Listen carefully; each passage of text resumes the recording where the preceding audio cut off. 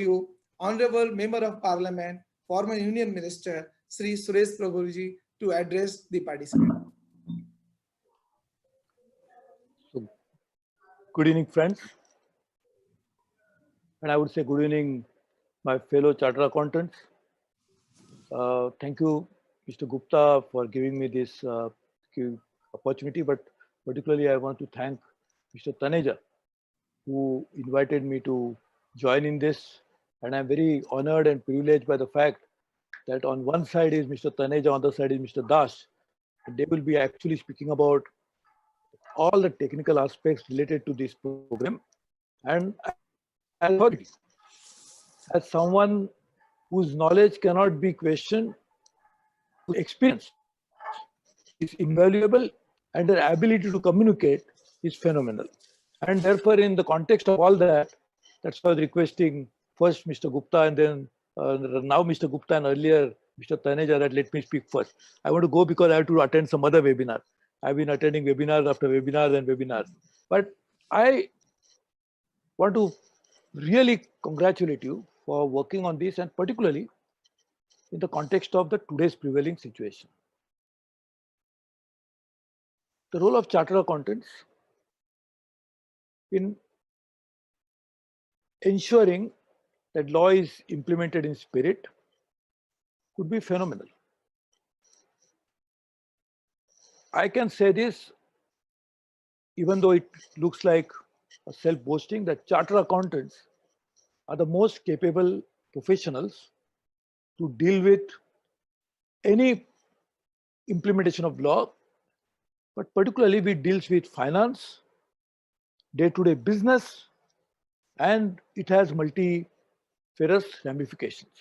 Because chartered accountants by training, the training is done in a manner that they have an ability to deal with cross-sectoral issues very effectively.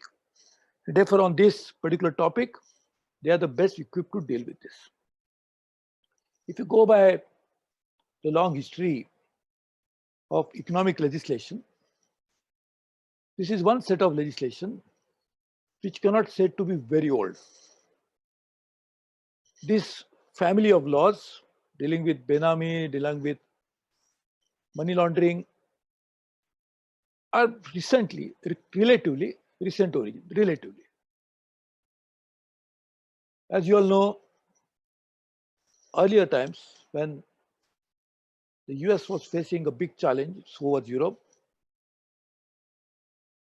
of anti-social activities, the drugs, those who were dealing with drugs, narcotics, or even in Japan, those who were dealing with underworld activities. How to control those activities was one of the major concerns. And when people realize that money that flows into this system is like the blood flowing into the veins. If the blood flow stops, the heart cannot beat, and therefore naturally a person will die. The same way it was thought that if you can control the ability of the money that fuels activities is properly stopped somewhere, it will eventually bring the activities down. But then, as we always seen, that law takes care of a particular contingency, but those who want to break laws, they are far, far ahead of the system. And therefore, there has been a constant endeavor on the part of modern societies to deal with such activities in a manner that will preempt them and also prevent them over a period of time. And therefore, this evolution of this family of laws has happened over a period of time. Actually, we're talking about money laundering and its also relationship with income tax. As you know, most of the countries, many countries, income is taxable irrespective of the fact where you derive it from. Even illicit income is taxable. Unexplained income is taxable more. You actually have to put penalty on that. But that's an income tax with a limited purpose. In fact, in some countries, there is a provision that if you pay bribe, it is deductible expenditure because it was treated like related to soliciting business. But that doesn't mean that payment of bribe in itself is a legal activity. So even if you have under the PMLA certain provisions, but Income Tax Act, we like to ensure that by definition the income tax act is designed for taxing incomes. So the income will be taxed anyway. If you are having some other implications, the other laws will take care of it. But as you rightly put it in this particular program, and I really congratulate Mr. Taneja, Mr. Gupta, and all those who thought about it, to bring about the interrelationship between these various laws. As we know, when national laws and the government, national governments were trying to put laws into place to deal with money laundering, then it came to the knowledge it's transnational activity. It goes beyond one country.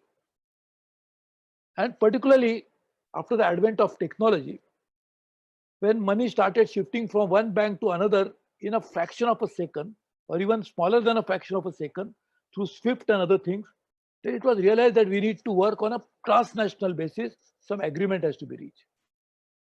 People must work together to ensure it happens. So FATF started working on it. They started thinking about these ideas properly. And therefore, a transnational, multinational, global action was sought to be taken care of to take care of such issues. In between, as I was saying, it's not that old, but in between, the new phenomena emerged. And that is to deal with terrorism. Terrorism, again, the terrorism may be by some ideology or by some people who want to dethrone and destabilize the democratically elected governments. They may like to disrupt societies. But all of that they can do with the money that finances such terrorist activities. So it was thought that if you can actually track the trail of the money and stop that money flowing into this, it will also prevent such activities taking place. And maybe the act of terrorism may happen in one country, but the money that supplies it and actually happens, that make that terrorism happen, may happen from many countries. And therefore, over a period of time now, the PMLA as well as Benami and other laws are also trying to deal with such emerging scenarios. I am very happy that even in G20, the Prime Minister, Honorable Prime Minister Narendra Modi, has taken a very important leadership into dealing with such laws and saying that economic offenders, irrespective of the fact where they committed the offense, if they actually go and take a refuge in some other country, the global cooperation is necessary. So he's trying to lead fight on global stage against anti-terrorism, but he's also trying to work on such economic offenses which are committed and which actually has a ramification going beyond one country. So this is a very interesting phenomena that we in national parliaments pass some laws, but the ability to deal with that effectively depends upon global cooperation, global help.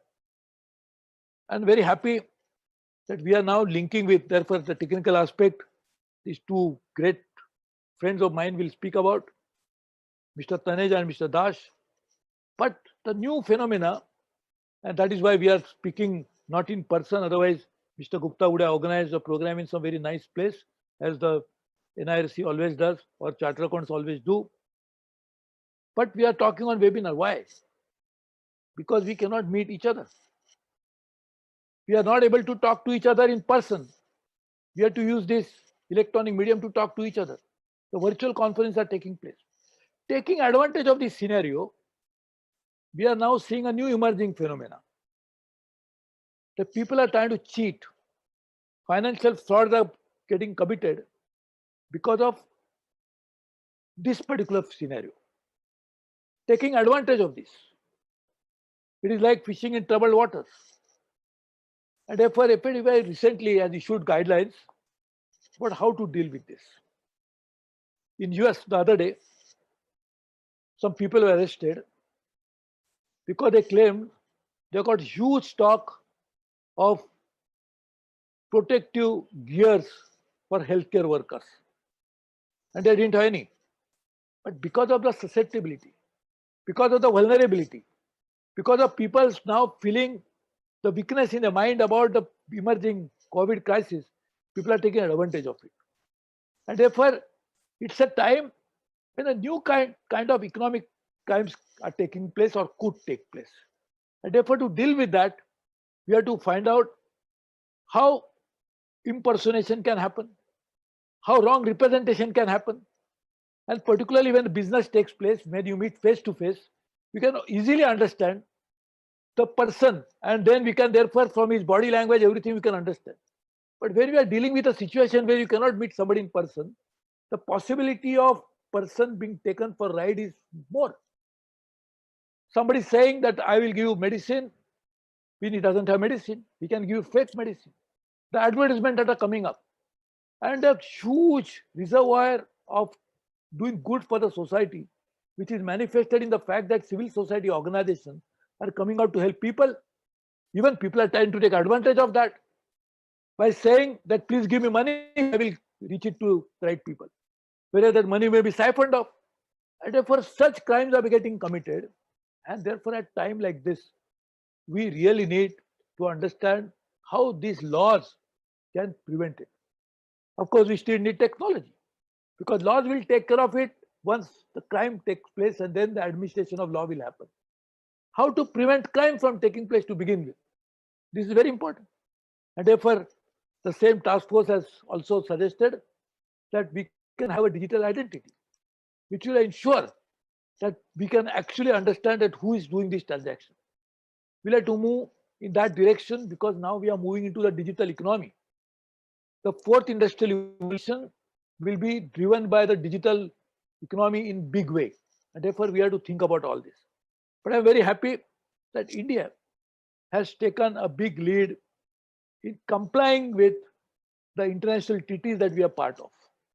Sometimes we have gone beyond international treaties. As I said, Prime Minister taking leadership in letting the world know about what next we should do. So he is leading in the discourse of how to have an international regime in which such type of activities will not be allowed to happen. So therefore, in that context, I'm very happy that today we are discussing all these laws, and particularly from the purview of chartered accountants. And as I repeat again, chartered accountants are best equipped to deal with any such eventuality as we discussed. So let me offer you my best wishes. I'm very sure it's an ongoing series. Already have one, today one, and one tomorrow. But we'll have many more. And we'll work together to ensure that we create a society where innocent will not be taken for a ride. We'll be able to work on such a manner that transparency will be the guiding force behind economic transactions. So all the best to you, my friends. Thank you for the kind words that you have said about me. I would like to live up to that and promise you that we'll all work together, and you are the first right on me as a fellow chartered accountant, because we are all members of the same institute, same alma mater. So whenever you call me, it's call of my duty, I will respond, and I will be there for you anytime you feel like. But you please pardon me for going into some other webinar, but really appreciate this. Thank you very much.